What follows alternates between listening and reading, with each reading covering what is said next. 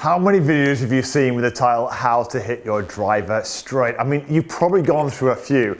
If you've had a slice, you've been desperate to get rid of that slice, and yet you still can't do it. Or you hook the golf ball and you're wondering how to get rid of it, but you just still can't do it. Why? Well, in this golf lesson, I'm going to share with you just one real simple common problem I've seen over and over again with so many of my students. When they fix this, I promise you, you would not believe, not just the accuracy they get with their swings, but how effortless it feels afterwards, right? So in this week's golf lesson, I'm going to share with you how to hit driver much, much straighter by changing one thing in your golf swing. You'll be amazed. It's super simple. Before I get into the video, look, if you're new to the channel, it's one of your first videos of mine, please consider subscribing. Press that little bell button, next subscribe button, you get notified every time I release a video just like this one. Plus, I'll put a free downloadable practice guide in the description box below, so you don't have to remember a thing. There'll be a step-by-step plan there for you. So we're going to cover slicing and we're going to cover hooking today. So let's start with slicing. If you are slicing that golf ball, very simply, you know that you're coming over the top, you're coming across the line of that golf ball here. But why? This kind of action does not exist in sports like tennis. You know, you don't see tennis players when they're trying to hit a target there, swinging miles over this way to the left. No, that doesn't really make sense. So why do you do it? Why do you keep making this mistake? And it's not just you, we all do this over and over again. Why?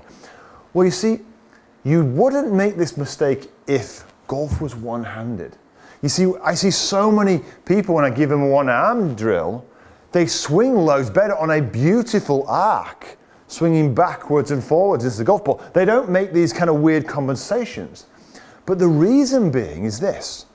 When you swing one arm, just like in tennis, when you swing one arm, your arm creates an arc. It starts here, works here on a beautiful arc to create depth, right?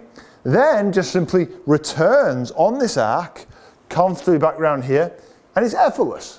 No problem at all. So what happens when the second hand comes on? Well, your second hand acts as a restriction to this motion, and it stops it creating the arc if you don't move this lead side correctly. Let me show you, watch this.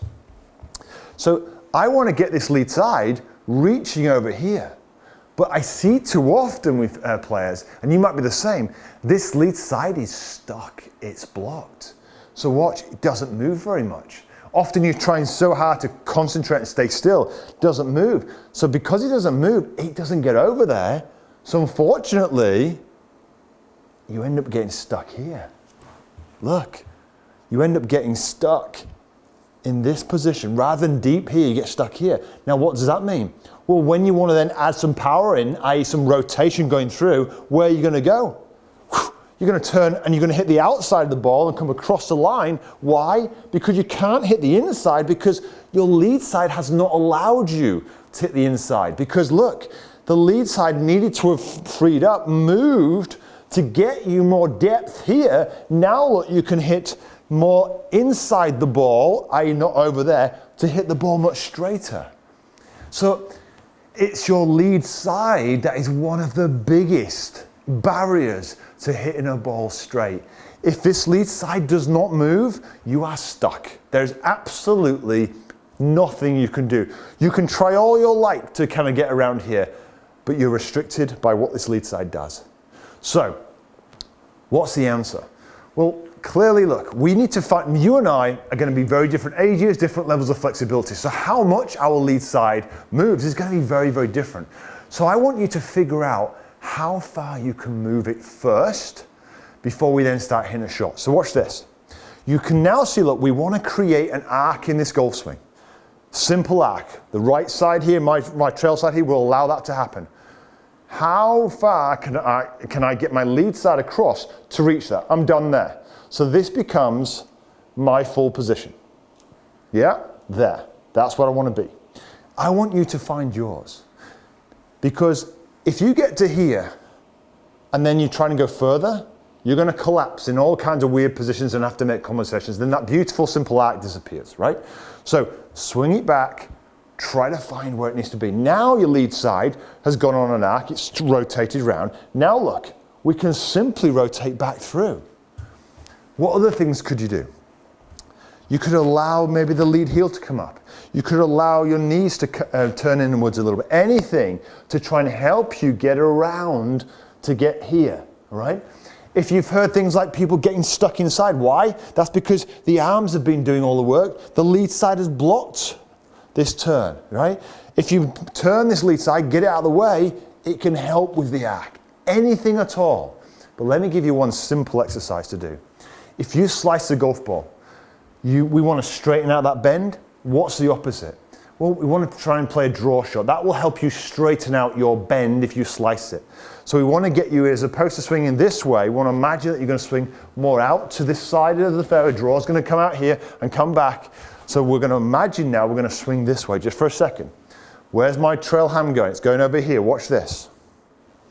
Now what I'm going to do with this lead arm, I'm going to try and map it out exactly the same way. Map out that whole motion now with my lead side. I'm going to try and follow it as best as I can, yeah? Then I'm going to start to move it into position, mapping it out, swinging in this direction, getting a sense of where I'm going. Now suddenly, I am much deeper. I can now simply rotate through comfortably. Watch. If I get to here and I try and map it out and I'm doing this, I'm going to have to consistently bring this club here. Now when I rotate, I'm going to come across the line again, yeah? So try and get as far across as you can. Do you know what? It's going to feel strange, because if you have been the type of golfer that has been trying to keep your eye on the ball, keep your head down, you'll never get around. You can never get any depth. Watch. If your head is locked in place, I can't move my lead side. So my lead side's stuck, so now unfortunately, I might complete by doing this and overswinging just with that and arm motion, but I'm never going to get over here. I've got to get around the corner, all right, to allow myself, once I'm in depth, I can then simply rotate through the shot. You got it? So let's start to do this with one very, very simple exercise to learn the feel of this. So again, the opposite to a slice is a hook or a draw. So we're going to imagine that feeling. We're going to imagine we're going to swing out over there. Start with your right first, the trail hand. Then we're going to start mapping it out. Get a sense of where you're heading, where you're going. Over there, there. Now I'm a natural drawer of the golf balls. This is very exaggerated for me, it doesn't matter. I do have to be careful because I'm still injured. So I'm going to swing, I'm going to map it over here. I'm going to try and swing over into this area. I'll swing over into that area. Really get that lead side helping me out as much as I can. There we go. Let's start to come back now. Nice little draw into the middle of the fairway. So that's how I would start, getting that sensation, getting it out there, feeling that you're going into this area here, but you cannot go into that area unless this lead side will allow it. So you've got to learn this sensation over and over again. And yes, you will have to let go. Some of you might feel that you're moving so much more than you did before.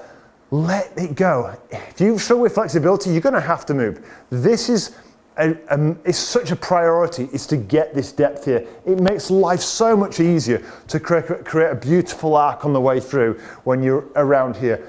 When you're here, you're in trouble. So let's imagine you hook the golf ball. The same principle applies. The difference is when you hook the ball, you kind of, in your gut, realize that that's wrong to do. So what you do is this. You still don't get enough depth, so now what you do is this. Your hands are still here rather than here. Your body then drops and gets stuck behind here to try to get into this space where you know you should be, but now you're stuck behind, you're out of position, you start flipping with your hands. So the same principle applies to you. If you hook the golf ball, you still want to get this beautiful depth. The difference is, rather than you work on this motion where you're swinging out that way, when you get the depth now, I want you to rotate hard left for right-handers, hard this way. So you're going to go depth here, but then rotate through this way. So you finish off the job. Why? Because you are the opposite to somebody who slices, right? So let's have a look at that one. I'll get myself set here, and I'm going to find this space here. I'm going to unlock this lead side to get that depth, okay, so I can get that freedom. Then I'm going to rotate hard, and then we'll do a full summary at the end in a second, so bear with me. So we get ourselves set here, back. I'm going to rotate back through That's going to give me that much straighter shot, okay? So let's summarize. If you slice a golf ball or hook the golf ball and you want to hit it much straighter, we want a beautiful arc to the golf. So you want to create a consistent arc.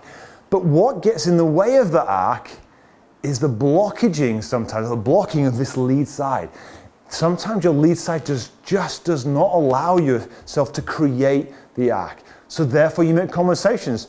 We're going around, now we're stuck, the arc stops, your arms might do this to complete, but ultimately your hands are too far here. Then when you try and add power in with rotation, which is what you should do, you're going to rotate out here, across the line of the golf ball, and hit slice, or if you're a hooker, you realize it should be there, this time you drop it. We don't want any of those compensations. We want to continue, put the hands in a position here, deeper, so that they can simply just work back on an arc, simply, and rotate through that shot. Unlocking this lead side will massively, massively help. Again, you might allow your head to move a little bit, you might allow your lead heel to come up, whatever it is, it doesn't matter. It's up to you to feel how you go about doing this. Create some one-handed swings, really feel like you're creating this arc. Try and map it out with that lead side and allow your body to do whatever it feels it needs to do to help create this motion, even if you feel like it's wrong. Because if you're so used to staying fixed, you're going to feel, my God, that feels like a lot of movement, Danny. Do you know what? When you feel like you're doing a lot of movement, put it on camera and you check for yourself. You'd be surprised at how little you're moving. So I really hope you enjoyed this video. Give it a thumbs up if you did. And of course, if you know somebody who's struggling with their driver, please share it. This is such a big thing for golfers. I see it all of the time. And of course, look, if you're new to the channel, come and join me every week by pressing that subscribe button and the bell. And I put a free downloadable practice plan in the description box below. Some people are struggling to find it. Just look at those ticks just below the video. Click on one of those ticks there. You'll come to the description and I've just titled practice plan underneath. Again, it's completely free to do so. So any questions, leave them in the comments box below. But until next week, have a great golfing week.